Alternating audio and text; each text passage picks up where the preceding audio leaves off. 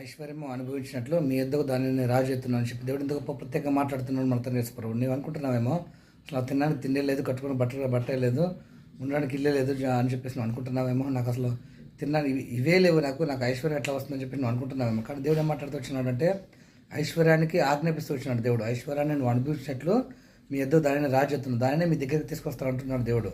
నువ్వు ఆస్తి అంతస్తు సొమ్ము, తినడానికి తిండి, కట్టుకునే ఇల్లు బట్టలు, డబ్బులు, ఆస్తి అంతస్తు, దేశంలో అదేవిధంగా ప్రదేశంలో ఉన్నటువంటి గొప్ప గొప్ప పొజిషన్ నువ్వు వాళ్ళ దగ్గర పోవడం కాదు, దాన్నే నీ దగ్గర తీసుకొస్తా అంటున్నాడు. కాబట్టి ఐశ్వర్యాన్ని నీ దగ్గర తీసుకొని వస్తా అంటున్నాడు మన తండ్రి. కాబట్టి మీ దగ్గరికి దాన్ని తీసుకొస్తా అంటున్నాడు దేవుడు. అంత గొప్ప ప్రేమతో ప్రేమిస్తున్నాడు. కాబట్టి ఎక్కడైనా సరే నువ్వు మనస్ఫూర్తి దేవుని తెలుసుకొని నీ పాపపు శాప జీవితాన్ని మనస్ఫూర్తిగా తీసేసుకొని తొలగించుకొని తిరిగి దేవుని దగ్గరికి వస్తూ వచ్చినట్లయితే ఐశ్వర్యాన్ని మీ దగ్గరికి వచ్చేది చేస్తూ అంటున్నాడు దేవుడు.